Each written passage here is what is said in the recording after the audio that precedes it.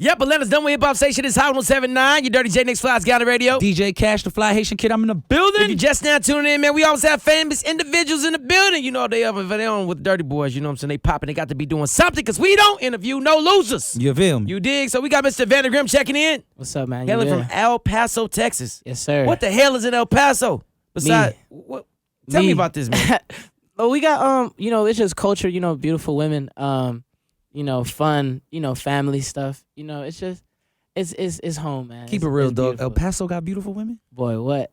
You got to pull up, man. I'm telling you, it's beautiful. Word. Yeah. Pull up, it's that's, beautiful. if we're in Atlanta, so that's kind of far to pull up. No, I'm telling you, it's, watch, okay, that's our thing, though. I'm going to tell you right now, like, if we're not known for anything else, we love to party. Right. I'm talking about, like y'all party here, but y'all party like bougie. Like everybody here, I don't want to diss Atlanta, but everyone's cool. Like try to be cool, blah blah blah. People in El Paso are raging. Like every weekend, people are working to get drunk. Like people aren't working. Like they don't care about bottles and sections and all that. No one cares about bottles and sections. Everyone's trying to really party, get hammered. Like yeah, I seen your Instagram. I seen you found women's panties and heels and all stuff. Oh yeah, nah, that was like a house party we threw. That was for my birthday. Yeah, we don't want to talk about that. But I'm about to say they throw that on the stage. No, that was they do, but like he was walking around picking up random heels. Yeah, it was like okay. The aftermath. Yeah, it was like okay, just quick. Like my friends had threw me a surprise party, and they just like invited like all of our like lady friends. Like we're cool with everybody. You know what I mean? So, and we just woke up like at 7 a.m. and we were just like, yo, whose heels are these? Like, like who left without their shoes? Like you left without your shoes. Like you must have felt it. Like no matter what. Like you barefoot. Let's say that she got like bad friends. So. Word. Yeah, her friends don't care about her. That's crazy. So growing up in the game, man, coming from El Paso, Texas, being black and Mexican, has that? I mean, how was that as far as like just getting in the rap game now? You know what I'm saying? Because usually they always say like rap games really, you know what I'm saying, they usually be about black people. Well, then you got a couple white guys that come and slide in, but like black and Mexican, like. Yeah. You know what I mean? Well, just to give a little backstory, like even when I was growing up, like a lot of like.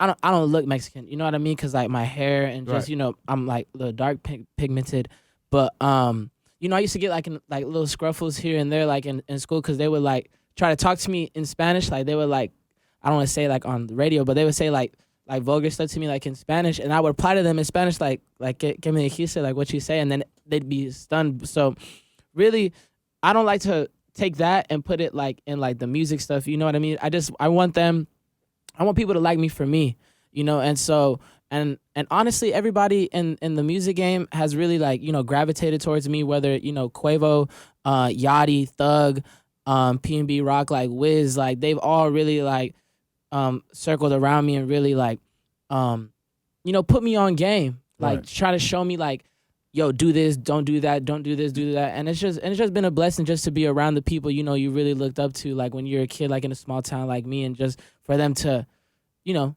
take you under their wing and just tell you, yo, do this, do that, you're dope, like we like you, like just put me in the circle, like let me sit at the table type deal, you know what I mean? Right. So it's just been a blessing overall. You had some challenges as a kid growing up, but do you ever have challenges in the industry? Because Amara La Negra said a lot of Afro-Latinos aren't treated fairly sometimes in the industry or aren't given a fair shot. Has that been your experience? I'm not gonna lie, I haven't, because I feel like I really just put God first, and I just let that energy just flow, like flow out of me. So I feel like I'm a God-loving human. So I just let that energy flow out of me, and I feel like people gravitate to that energy. Oh. But there is some type of discrimination towards that, you know what I mean? And I feel like in this day and age, like hip hop was created for black people, you know what I mean? But I feel like people are growing, and it's like a lot more races coming in, a lot more cultures, like even with like how like Bad Bunny and like Ozuna and everybody are coming in, like people are starting to accept them, as if they're like Americans, like that don't even know Spanish. They're starting to accept them. When Drake was doing that whole like Afrobeat wave. Yeah, Afrobeat wave. I feel like, hip hop is just expanding. And I feel like that's an amazing thing because people are starting to understand each other. You know what I mean? Like, you're one culture, I'm another culture. Like, yo hablo puro español, you talk purely English. Right. But this is like bringing us together. And, and I feel like even with racism, I feel like that's a good way to end that. Like me trying to understand your culture, like you trying to understand my culture, like where I'm from, where you're from. So it's been so like even with my project, like Raíces, like is roots. Right. Like that's my project that I have out right now. You can go stream that like everywhere. But even with like Raíces, that's why I titled it that, because it's my roots, like who I am. So you can get to know me, so you can really understand like where I'm from, like what am I. Right. So like and another like the show Roots, like I really just flipped it because I'm Black and Mexican, so roots, Raíces, it all just comes together. You know what I mean? So everybody's just able to listen to, all them jams and just get to know each other. Like, doesn't matter, like, what race am I, where are you from, where I'm from, we're just going to have a good time. And I'm going to relate to you in any type of level. Right. You know what I'm saying? Even if I don't understand you, verbally, like, we can vibe off of each other's energies, and the music as well. Okay, if you're not tuning in, man, Evander GRiiim's in the building. So let's talk about young growing up in the game, man. You got signed, you was 19 years old. Yeah. You're now 21. How much have you learned, like, you know what I'm saying, since then? And you kind of got a strong team behind you. Like, for you to be affiliated with all these big dogs that fast, like, how much have you learned as far as in the game since 19? I ain't gonna lie. I feel like I've learned a lot. I've learned a lot. I grew up a lot. I like to roll with the punches. I feel like the greatest teacher is life. You know what I mean? And failure. So, you know what I mean? I like my like how you said, I have the best team behind me. And they have the where it's like throw him in the pool even though he doesn't know how to swim and let him figure out how to swim. And I feel like that's helped me grow as an artist, like musically, the way I carry myself and just the way I speak and everything like that. But yeah, I have an amazing team behind me. And it's just we're just going up from here. I'm just learning every day. I'm rolling with the punches. Right, you got to, because you got some dope ass like features. You got features with Lil Yachty. You got features with Quavo, Gucci. Yeah, like you don't Big see dogs. that from new artists, and especially a young new artist. You know what I mean? So that takes more than just money to make those type of of course situations happen. Yeah, of course, and that's what my team tries to instill in me. Like everybody got money. Like everybody got money. No matter where you go, there's always gonna be somebody with money, but the relationship is way more valuable than money. So, just being with Quavo and just being with Gucci and Yachty and, the list goes on and on for the people who just gravitated towards me. I really, instead of letting that get to my head and be like, oh yeah, I be with these people, I'm more of like a sponge to them. Like when I be in the studio with like Offset, I watch how he record and like how he do, like not take his flow, but how he approaches things. Or like when he do a show, I like to watch and see, why does he carry the mic like that? And I be able to ask these hands-on questions with them, and they give me feedback, and I just like to apply it to myself. You know what I mean? Because I'm still, even though I've been in it for a minute, like I'm still like in awe. I'm still a kid. Like I still got the kid in me. Right. Like, and I just express it in all my music. Like in all of Raíces, you can just hear the kid in me, like the rager, like the kid who's just been trying to prove everybody wrong, like the kid who's just, still hungry for that dream. So, and at the same time, just incorporating my culture in it, like incorporating like the tongue that my mother gave me, like, the Hispanic in me, the Black in me, just me completely. So how was it touring, like going on tour? Because you had the opportunity. Who all did you go on tour with? Man, I've been on tour with everybody, to be honest with you. Like last year I did like about like 300 shows for real. Like out of 365 days I did about 300 shows, rocked every single one. I was on Rich Forever tour, Rich the Kids tour.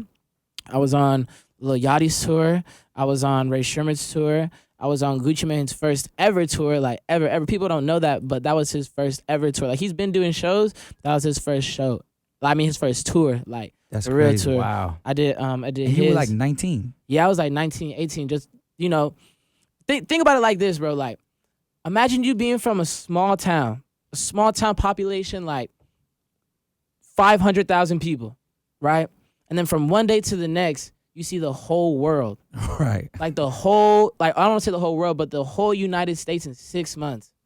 You know what I mean? Like, that's you crazy. really grow up and stuff. And it's been a blessing, bro. Like, just be able to just rock crazy crowds like that. Like, even people who don't, there's some, I'm still working. You know what I'm saying? So there still will be crowds that they don't know me, but I rock it and they go crazy even though they don't know me. And I just feel like is because all the experiences that I've had and just the energy I put out. Like they can just see me, not even talk to me, or not even know the lyrics, but just relate to me. Like they feel me. Like they just say like, yo, he's going through what I'm going through, even though he hasn't told me. Like that rage in me, the angst, the teenage angst is in me. It's in him. Like I'm a rage with him. Like I'm a rock out with him. Right. I'm a party with him. Like he understands me, and that's what just all I want to do is just, you know, touch the masses. I'm not trying to sell like a story of like, you know, drugs or anything like that. Like, bro, I'm just trying to be like, look, this is me. Right. No matter what you go through, no matter what I go through, let's just come together and just forget about everything and just rage, bro. Like let's push the circle as far as we can. Get back. The mosh pit. Yeah, take the the shirt off. I don't care if you a girl, jump in it.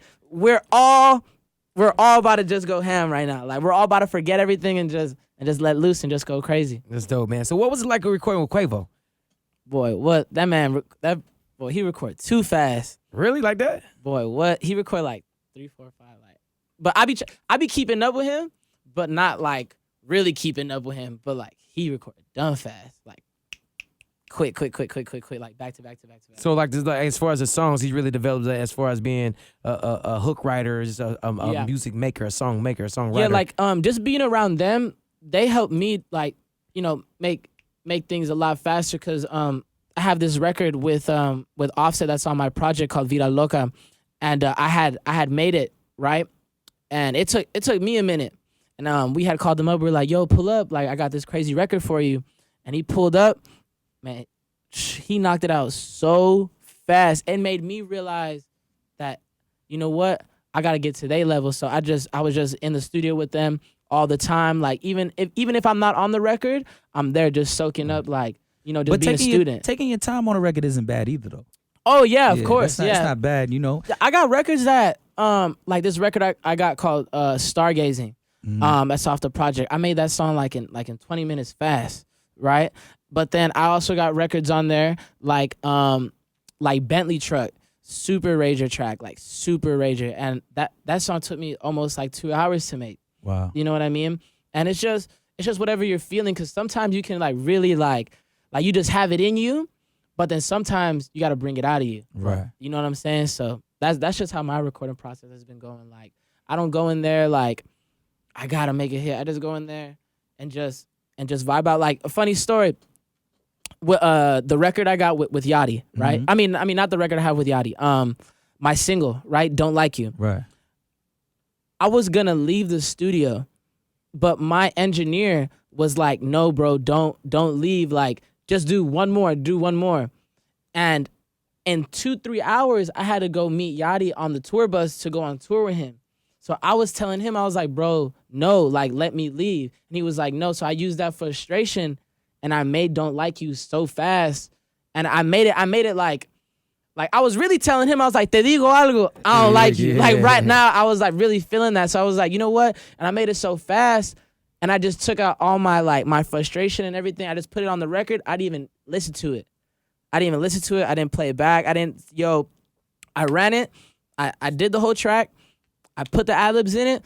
I was like, all right, Cope, I'll see you when I see you. Right. Like, cause I'm tired. Cause we was like 12 hours like in the studio, and I was like, I'll see you when I see you. I leave.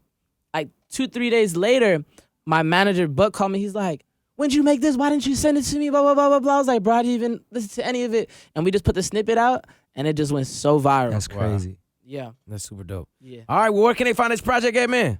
Everywhere. Apple Music, Spotify, Amazon, the gas station, right there, the Texaco right there, boy. But, yeah, right there in El Puente, right there, and then the like little dulces right there. Yeah. But everywhere, man. Racisim, Evander GRiiM with 3 I's, EVANDER GRiiM. Evander GRiiM, Racisim everywhere out now. Go cop that. Definitely, man. I gotta salute you, man, because you got a very bright future. You're a good kid, so definitely salute you and everything you got going on, man. Appreciate and we gotta that. talk about how you first got on too, because that I heard about that car ride breaking down in New York. We'll come back to that, man. Durtty boys, how was ever died? Durtty Daily, you dig?